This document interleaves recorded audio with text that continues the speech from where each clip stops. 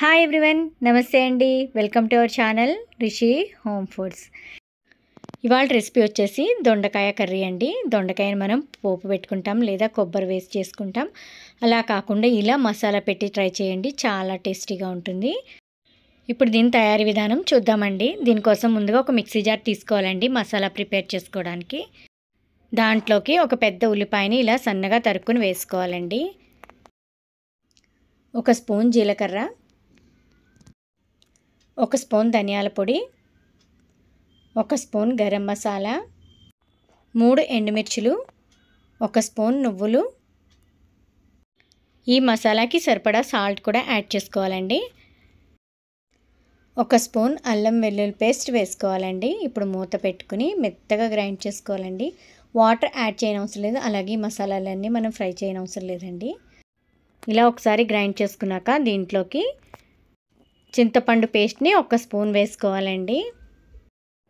ఇప్పుడు మూత పెట్టుకుని మెత్తగా గ్రైండ్ చేసుకోవాలండి, మెత్తని పేస్ట్ లాగా. మనం గ్రైండ్ చేసి పెట్టుకున్న మసాలా ముద్ద ఈ విధంగా ఉండాలండి. ఇలా ఉంటే సరిపోతుంది. దీన్ని ఇప్పుడు పక్కన పెట్టేసుకోవాలండి.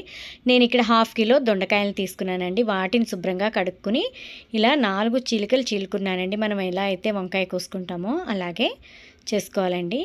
ఇవన్నీ అలా కట్ చేసుకుని రెడీగా పెట్టుకున్నానండి. ఇప్పుడు స్టవ్ ఆన్ చేసుకుని వీటిని వేపుకుందాము. ముందుగా దలసరి కడాయి పెట్టుకోవాలండి. కడాయి వేడెక్కాక దాంట్లోకి 4 టేబుల్ స్పూన్స్ ఆయిల్ వేసుకుంటున్నానండి. దొండకాయలు వేగడానికి మనకి ఆయిల్ ఎక్కువ పడుతుందండి. ఆయిల్ వేడెక్కాక కోసి పెట్టుకున్న దొండకాయలు వేసేసుకోవాలండి.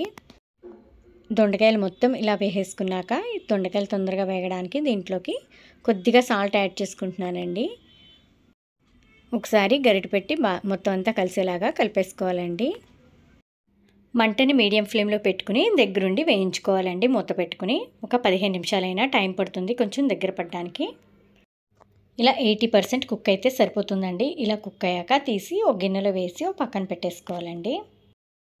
మళ్ళీ అదే కడాయిలోకి మనం ఆడిపెట్టుకున్న మసాలా ముద్దను కూడా వేసేసుకోవాలండి.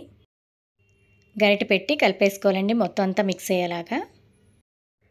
1/2 స్పూన్ పసుపు, 2 స్పూన్ల కారం, రుచికి సరిపడా సాల్ట్ని కూడా అడ్జస్ట్ చేసుకోవాలండి. మనం ముందుగా మసాలాలో వేసుకున్నాం, సో దానికి తగ్గట్టుగా వేసుకోవాలండి.